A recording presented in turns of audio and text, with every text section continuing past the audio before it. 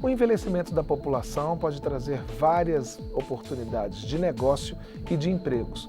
São produtos novos para atender este público específico e profissões que tendem a tomar mais importância. Esta edição do programa Ponto de Vista olha para o anunciado aumento da longevidade do brasileiro sob o aspecto econômico. Nosso convidado é Enio Pinto, gerente nacional de atendimento do Sebrae. Enio, obrigado pela presença. Eu queria começar falando das oportunidades de negócio. A gente vê condomínios sendo construídos exclusivamente para a terceira idade, produtos específicos, material de acessibilidade. Como é que se pode ir atrás dessas oportunidades? Como é que se pode descobrir que oportunidades que o aumento da expectativa de vida do brasileiro pode trazer? O que acontece? Todo negócio, de fato, é motivado pela existência de clientes. Um empreendimento ele não nasce porque tem um proprietário, porque tem capital, porque tem um produto. Ele nasce, a razão de existir de um empreendimento é a existência da clientela, do público-alvo. Isso justifica a existência de um empreendimento. Então, o caminho para você identificar oportunidade de negócios, principalmente voltadas para a questão da terceira idade, é o caminho que, de alguma maneira, você precisa percorrer para qualquer empreendimento. É uma pesquisa de mercado. É você pesquisar esse público por observação ou até através de questionários, interagindo com esse público, para entender que necessidades e desejos esse público tem. É um público hoje de um poder aquisitivo relativamente positivo, elevado. A gente tem uma projeção de que até 2020 vamos ter alguma coisa em torno de mais de 30 milhões de brasileiros com mais de 65 anos, entendidos como idosos. Então, de fato, se torna um mercado bastante interessante, com um grande potencial a ser explorado. Agora, que tipo de detalhe o comerciante ou o prestador de serviços deve prestar atenção para poder conquistar essa clientela específica? Tem algum mote, alguma coisa que a gente tem que prestar atenção na hora de prestar serviços ou de vender produtos para os idosos? De fato, o que você tem que cuidar é principalmente com aspectos de acessibilidade. Nem todas as pessoas que chegam na terceira idade têm uma locomoção, uma mobilidade como tem o jovem. Então, são aspectos que você tem que cuidar. Muitas vezes eles têm horários distintos e desejos distintos. Porque a razão de existir de um empreendimento é atender a uma necessidade. Mas você, na terceira idade principalmente, tem a questão do desejo. A necessidade é, por exemplo, de se alimentar, mas o desejo é de me alimentar comendo, por exemplo, uma boa feijoada. Então, esse público já é um público que se diferencia e tem muito mais uma aptidão para desejos do que simplesmente necessidades. Ele, quando vai buscar entretenimento, quando ele vai buscar mesmo questões de saúde ou até educação, muita gente nessa idade está voltando a estudar, ele é muito mais movido agora pelo desejo do que pela necessidade. Ele quase sempre já chegou a essa idade com suas necessidades básicas mais ou menos resolvidas. Ele busca muito mais agora satisfação, plenitude, qualidade de vida, atender os seus desejos. Ele bota de fato energia nesse aspecto e é importante que você tenha atenção a isso. Agora, no caso das pessoas que vão atender esse público, né, os empregados de um comércio ou de uma empresa prestadora de serviço, como é que se pode qualificar, né, esses trabalhadores para que eles atendam especificamente a esse público? Olha, essa qualificação de mão de obra, ela muitas vezes pode ser feita através de serviços sociais autônomos que atuam no Brasil com essa proposta. O SENAC, por exemplo, Serviço Nacional de Aprendizagem Comercial, e o SENAI, Serviço Nacional de Aprendizagem Industrial, têm capacitações pontuais para essas questões, né, de formar, qualificar a mão de obra que vai operar pequenos empreendimentos. Não nos aspectos de gestão, mas nos aspectos de interação com o público. E aí é bastante interessante você ter um pessoal habilitado, formado, profissionalizado para esse tipo de atuação. E é possível que você consiga também que esse teu público estagie em outros empreendimentos similares, que tenham uma atuação também voltada para esse público, para que eles peguem as especificidades desse público. Claro que a concorrência pode, de alguma maneira, achar estranho você solicitar esse tipo de parceria, mas se você identificar um serviço similar ao seu, numa região geográfica que não vai ter uma concorrência direta com você, isso é bastante interessante que seja feito. Permitir que o seu público se capacite mais atuando já no empreendimento similar para entender quais são as especificidades desse público. Você falou da acessibilidade, né? A gente tem muito problema de mobilidade nas cidades grandes, principalmente também. Como é que o empreendedor tem que se preocupar na hora de montar o seu negócio em relação a isso? Porque não é só assim, é a chegada da pessoa até aquele comércio, até aquela loja de prestação de serviços e até serviços mesmo, né? Um cardápio com letra maior ou um equipamento em que seja que não dependa da pessoa conhecer a fundo a tecnologia, né? Que tipo de acessibilidade é importante prestar atenção? O que acontece? Todo o processo hoje de atendimento, todo o processo de venda, portanto de compra, ele hoje envolve a questão de valor. Quando a gente fala de entrega de valor, você está falando de entregar benefícios mais experiência. Se eu estou indo adquirir um produto simples que seja, por exemplo, uma caneta, eu quero como benefício que ela escreva, mas a minha experiência vai depender muito do perfil de quem está adquirindo. Às vezes você quer velocidade, você quer praticidade, você quer um preço bastante acessível, você entra numa padaria e compra uma caneta Bic que está lá disponível no caixa. Mas às vezes não, você quer um produto mais sofisticado, um produto de grife, e aí você vai até uma joalheria, num shopping, e vai ter um momento ali de seleção daquele produto, de escolha, você é servido e tudo mais. Então, quem estiver atendendo esse público tem que entender bem o que ele quer como experiência. Muito mais do que simplesmente o benefício que ele está adquirindo. Qual é a experiência que ele quer vivenciar naquele momento de compra. E aí todo o seu estabelecimento tem que estar adaptado, adequado para oferecer de fato essa experiência. Um momento de venda para públicos mais sofisticados, eu não digo nem sofisticados no aspecto econômico, mas um público mais lapidado, um público social e economicamente mais desenvolvido, um público mais experiente, mais vivido, ele envolve no seu momento de venda, de prestação de serviço, basicamente todos os sentidos.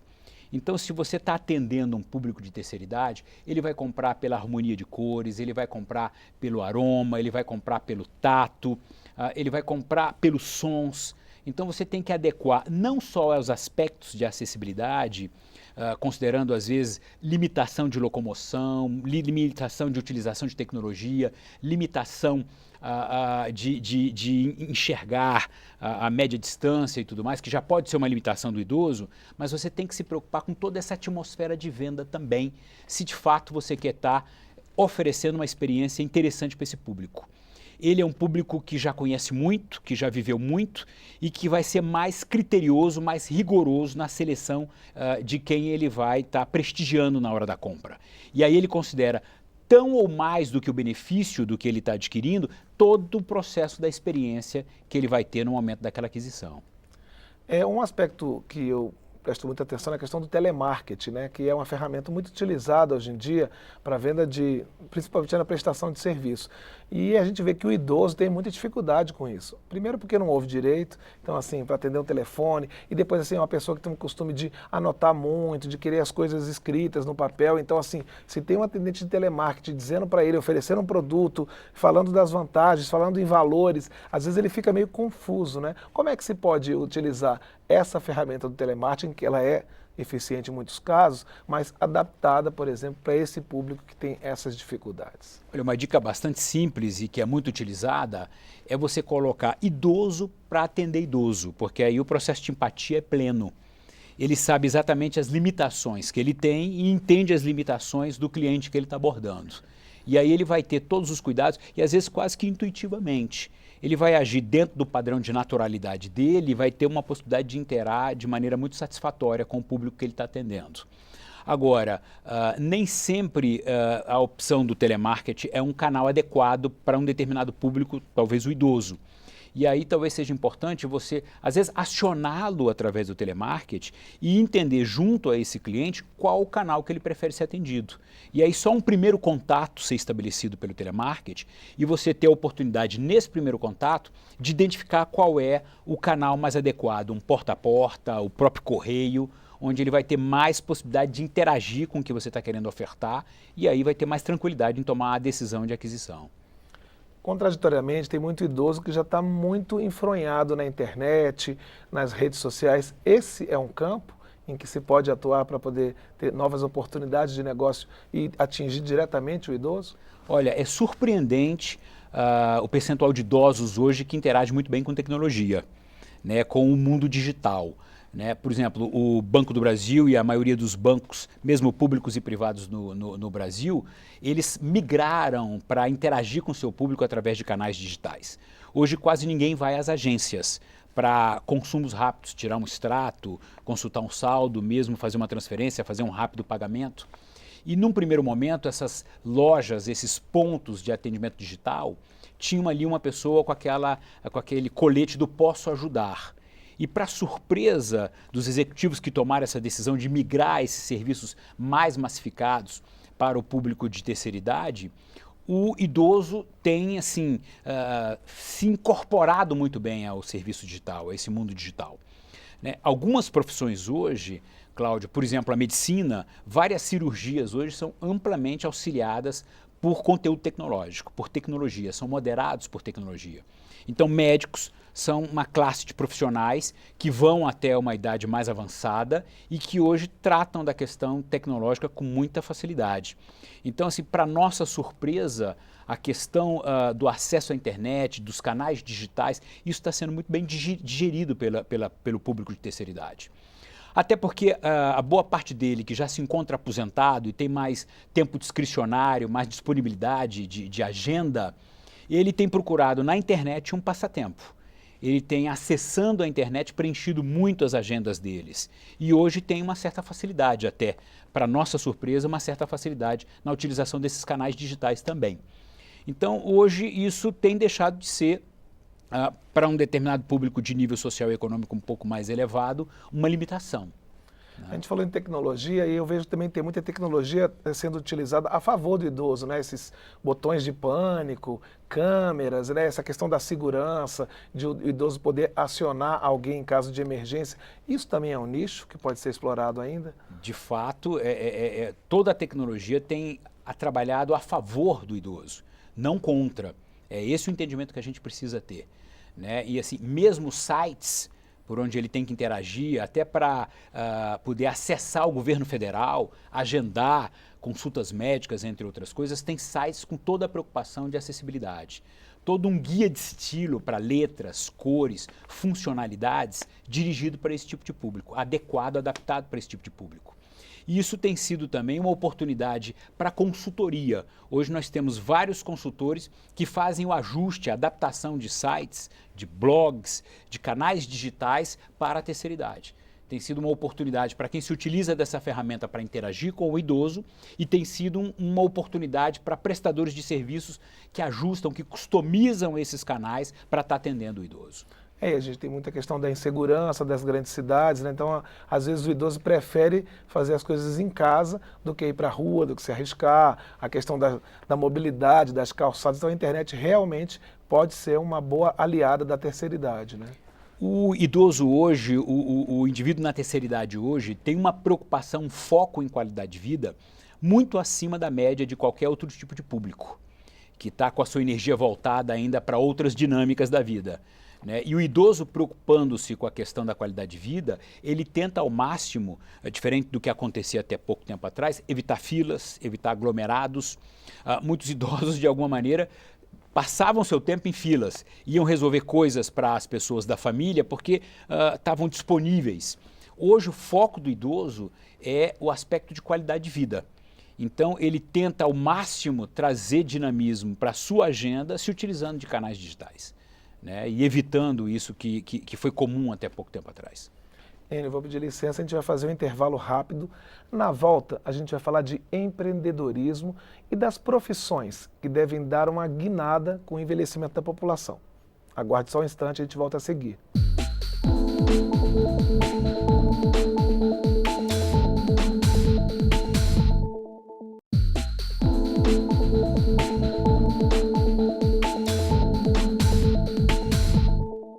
Enio, além das grandes corporações, também os pequenos empreendedores, eles devem prestar atenção na longevidade do brasileiro e nesse público que está chegando? O que acontece? A gente tem historicamente algumas janelas bem interessantes para se empreender, né? Dizem que a primeira e talvez uma das mais interessantes seja o momento em que você está concluindo seu curso superior, que você é jovem, você ainda não assumiu um volume muito grande de responsabilidades, mas por outro lado, você tem um conhecimento vanguardista quentinho na mão. Então esse contraponto de muita informação e poucas responsabilidades, não casou, não tem filhos, não constituiu família, seja um momento bastante adequado para empreender. Porque todo empreendimento, Cláudio, requer assumir riscos. E aí eu tenho a possibilidade de fazer riscos bem calculados, né? Essa janela, ela volta a se abrir numa condição bastante favorável depois dos 65 anos, quando você está entrando na terceira idade. Você vai se deparar com uma situação onde você tem bastante experiência, onde você tem quase as suas questões fisiológicas todas já resolvidas, de moradia, de estabilidade, e você tem alguma reserva financeira, os filhos já criados, então você tem aí novamente uma janela se abrindo, uma oportunidade concreta para você empreender, para você montar um negócio. Aí você vai ver, inclusive, uma possibilidade de você empreender muito mais por uma oportunidade de explorar um nicho de empreendimento que te traga satisfação, realização pessoal, do que empreender por uma necessidade de sobrevivência. A gente entende, portanto, que além da questão desse momento da juventude, quando você entra na terceira idade, você tem uma oportunidade de empreender e empreender com muito mais qualidade. Muita gente, apesar disso, né, muita gente acaba se tornando empreendedor porque quer complementar a renda, né? Tem uma aposentadoria pequena, ou às vezes nem teve aposentadoria, não teve a oportunidade de se aposentar, chega numa idade avançada e quer, e também o mercado de trabalho às vezes não é muito simpático para pessoas com mais de 50 anos, e essa pessoa vai para o empreendedorismo como uma válvula de escape ali, econômica mesmo, né? Você pode classificar o empreendedorismo em dois grandes grupos quanto ao aspecto motivação. Aquele que empreende por necessidade, de sobrevivência, ele não consegue se inserir na sociedade produtiva como um empregado, como um colaborador, porque tem qualquer dificuldade de formação. E aqueles que empreendem por oportunidade, que identificaram uma alternativa concreta, um nicho de negócio para explorar. Quando você se depara com os empreendedores de terceira idade, quase sempre eles estão em segundo grupo, nesse bloco de quem empreende por oportunidade. Mesmo quando ele tem a necessidade de um complemento de renda, uma dificuldade financeira de aposentadoria, a maturidade, a experiência já leva ele a fazer o seguinte raciocínio: dificilmente eu teria sucesso em explorar um ramo de negócio com o qual eu não tenho afinidade, com o qual eu não tenho prazer, satisfação em estar ali. É muito difícil você agregar valor, ser criativo, ser engenhoso e se diferenciar no mercado quando você vai atuar só com foco em retorno financeiro, em lucratividade, em rentabilidade.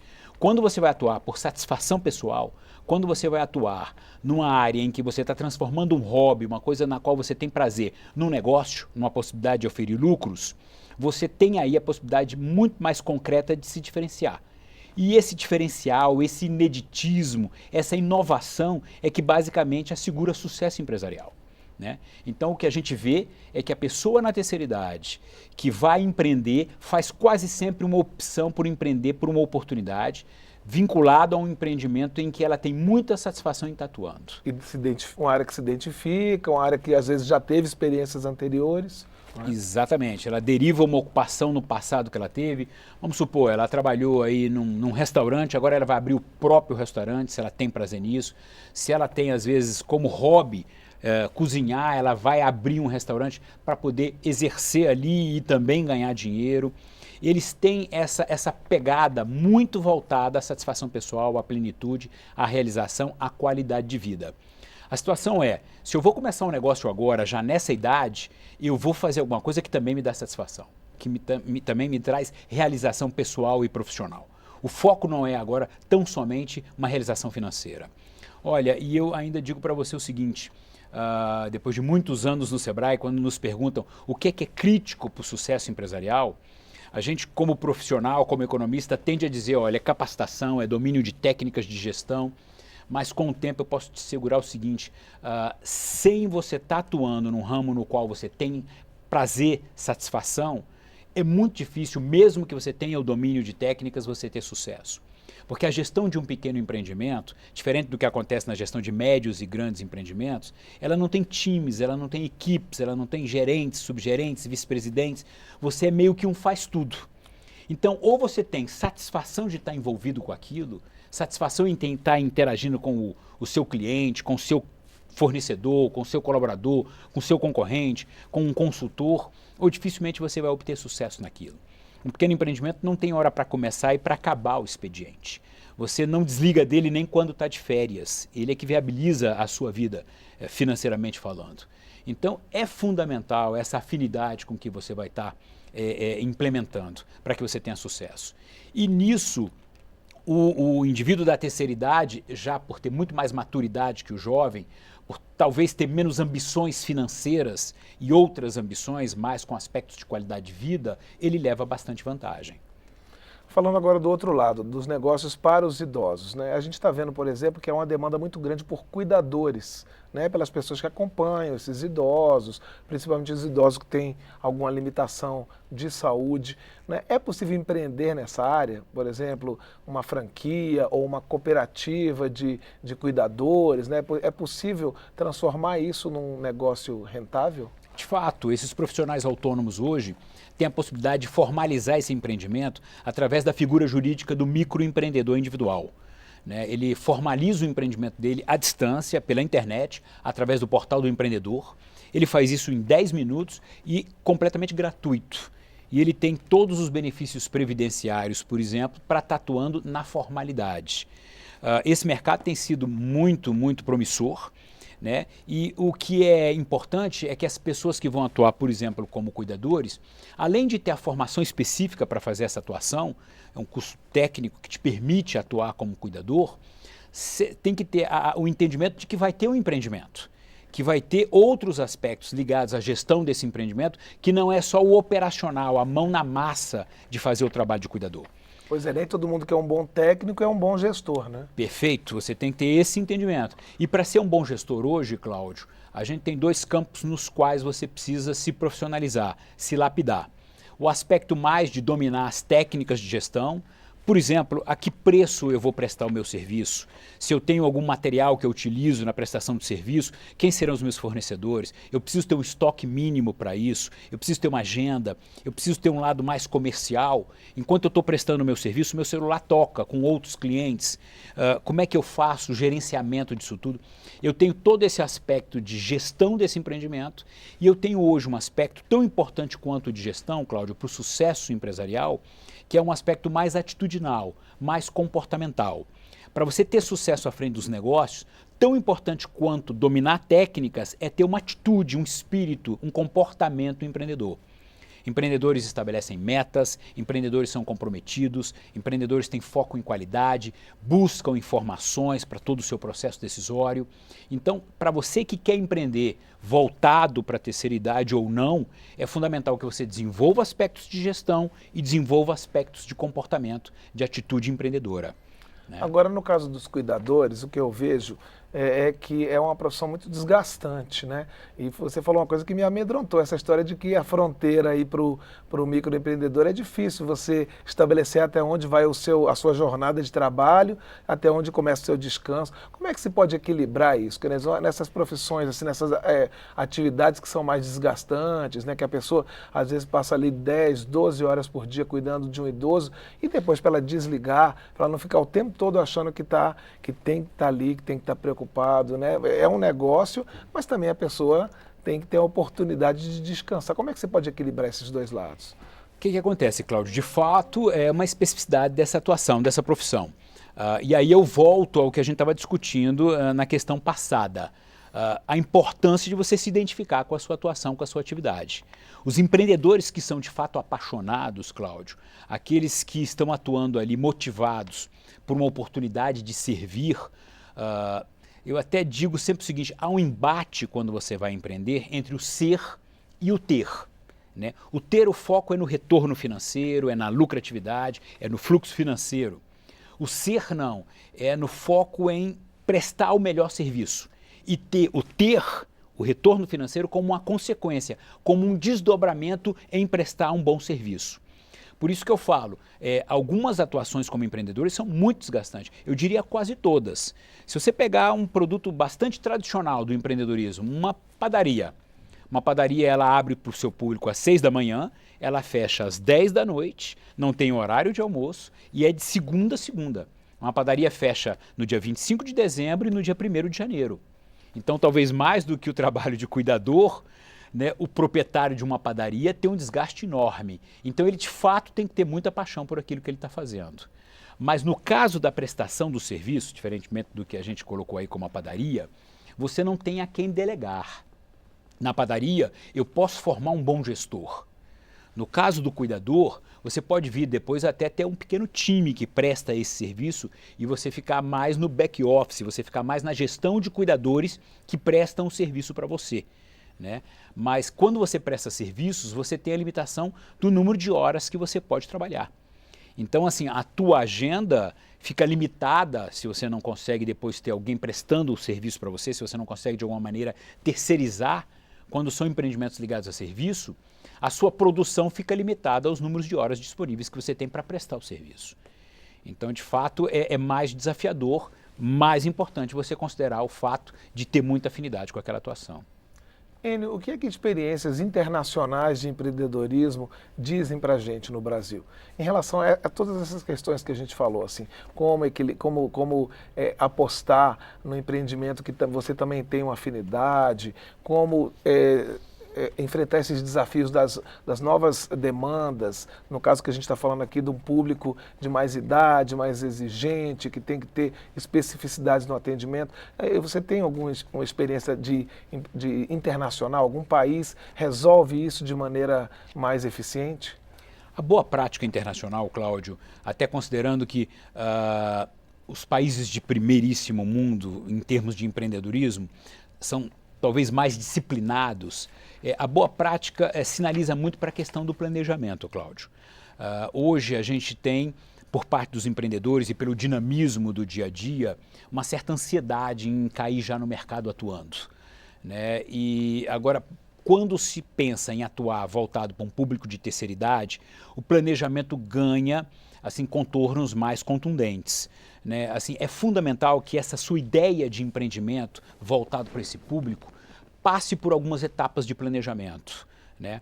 A primeira delas, que você faça uma introspecção, uma entrevista com você mesmo, talvez no espelho, para ver se você tem predisposição para atuar com esse público, para ver se você tem o tal espírito empreendedor, para você se avaliar se você tem características que são fundamentais para quem quer atuar com empreendedorismo na terceira idade. Se as respostas forem positivas, você parte para uma pesquisa de mercado. Como eu disse no início, o que vai determinar a existência de um empreendimento é a existência de clientes. Se você tem ali naquela região, em qualidade e em quantidade, o público que você pretende atender. Se você tem ali fornecedores de insumos que você precisa na prestação do seu serviço. E quem são os seus concorrentes que já atuam nesse mercado em que você quer se inserir. Então, a avaliação de mercado avalia clientes, concorrentes e fornecedores. E, por fim, um terceiro bloco nesse seu planejamento, se a resposta for positiva quanto aos aspectos de você sim tem perfil para isso, se as respostas são positivas quanto aos aspectos de mercado, você vai agora fazer uma avaliação financeira. Quais são os recursos necessários para que eu implemente o empreendimento nessa área? Qual é a média de geração de receitas que eu vou ter, as minhas entradas? Que custos eu tenho, que rubricas de custos eu tenho? Para que eu possa tirar algumas conclusões, se esse empreendimento é viável economicamente e financeiramente falando. O que a boa prática internacional sugere é de que a gente tire a ideia da cabeça, coloque no papel, através de um bom plano de negócio e avalie a viabilidade desse empreendimento no papel antes de fato de estar implementando isso no mercado. Ok, Enio, eu queria agradecer a sua presença, muito obrigado pela sua participação aqui no Ponto de Vista. Cláudio, a gente do Sebrae está sempre à sua disposição.